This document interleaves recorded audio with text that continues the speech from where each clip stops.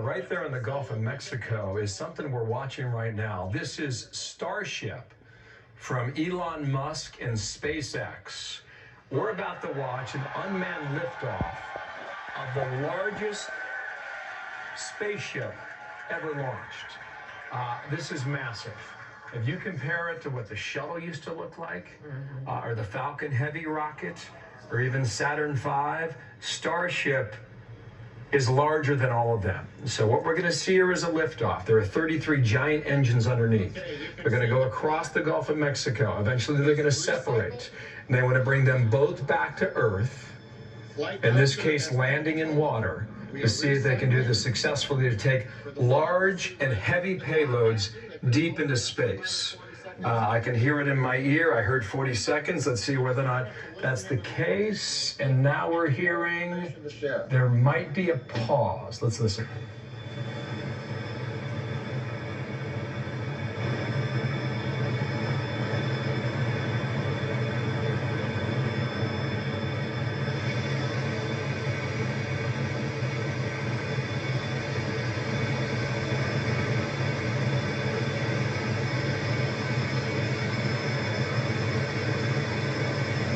Monday, though, it was a frozen valve that caused the delay. So they just want to be absolutely certain. I mean, this is a huge investment. Yes. And all eyes are on it, as you can see. Like, we're watching it too, because this is amazing in terms of leaps forward for mankind. You're watching it right here. Yeah. So Musk sees this, when successful, as a giant paradigm shift for taking cargo, taking men and women into space. And to give you an idea, SpaceX will aim for what's considered 90% thrust. So not at full capacity power, but pretty close to it, like 9 out of 10. Why? I think they want to do it successfally first before they, floor that accelerator for the next time, right?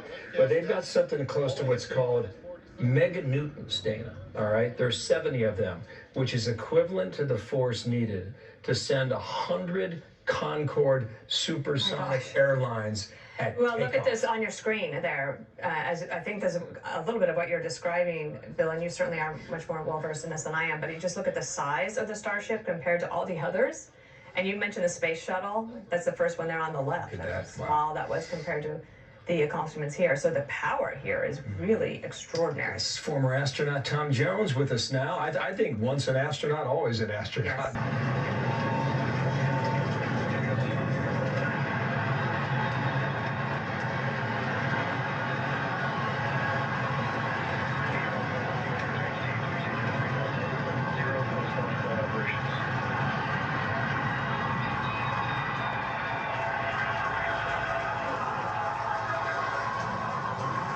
Booster upper chamber pressure total.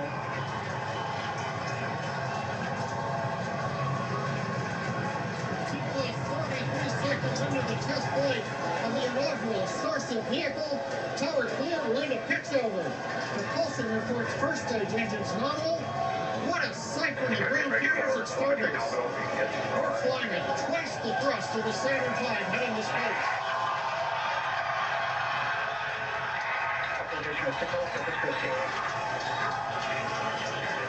We're throttled down and throttled back up.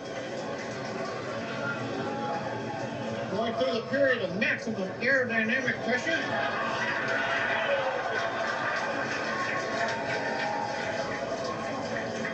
As the velocity increases, the density of the atmosphere is decreasing, lessening stress on the vehicle. The call out, max Q now.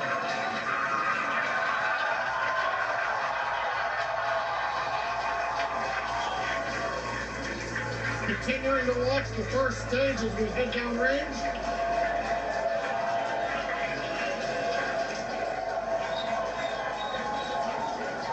Seconds into flight. Our next major activity is going to be shutdown of the first stage. The Houston tracking station now acquiring the vehicle. With shutdown, we will get separation of Starship from Super Heavy and ignition of the Starship engines. When Starship separates, we light up 6 engines in a staggered sequence.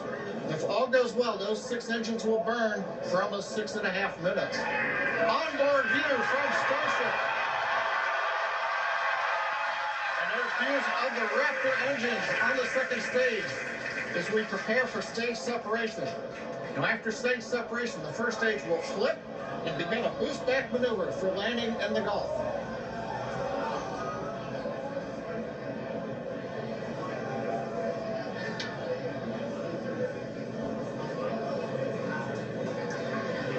Continuing to fly, 2 minutes 40 seconds. Let's get ready for main engine cutoff. Restricted cutoff. Beginning the flip for stage separation.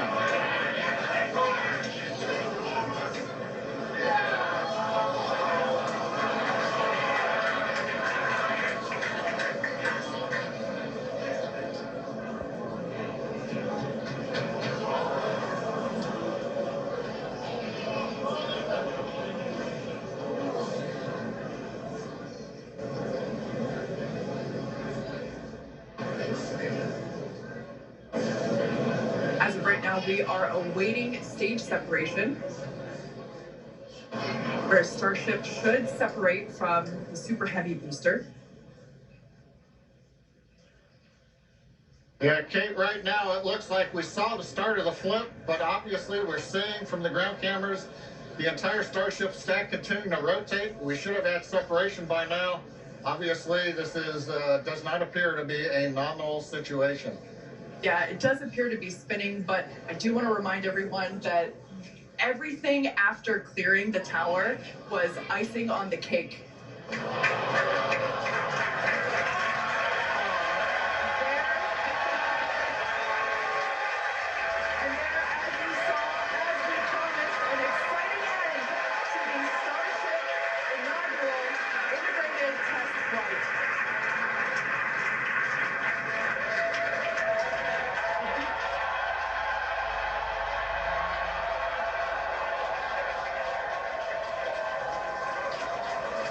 Everyone here is absolutely pumped to clear the pad and make it this far into the test flight, the first integrated flight of the booster and the Starship vehicle. Live view there of our control center at Starbase, which we refer to as Star Command. As we said before, obviously we wanted to make it all the way through, but to get this far, honestly, is amazing. Well, if you're just joining us, Starship just experienced what we call a rapid unscheduled disassembly, or a RUD, during ascent. But now this was a development test. This is the first test flight of Starship, and the goal was to gather the data, and as we said, clear the pad and get ready to go again. So you never know exactly what's going to happen, but as we promised, excitement is guaranteed. And Starship gave us a rather spectacular end to what was truly an incredible test thus far. Now, as we mentioned at the start of today's program, any and all the data that we collected during the test is going to help us with further development of Starship, and it's going to improve the vehicle's reliability as SpaceX seeks to make life multiplanetary. It's really worth noting that the flight... Okay, so we have been waiting, as you have been waiting, to find out whether or not it worked, and I think we can say partial success. Yes. I think they would characterize it differently, but the entire operation did not go as expected for Or SpaceX. as hope, but they did say that Yep. Tom Jones,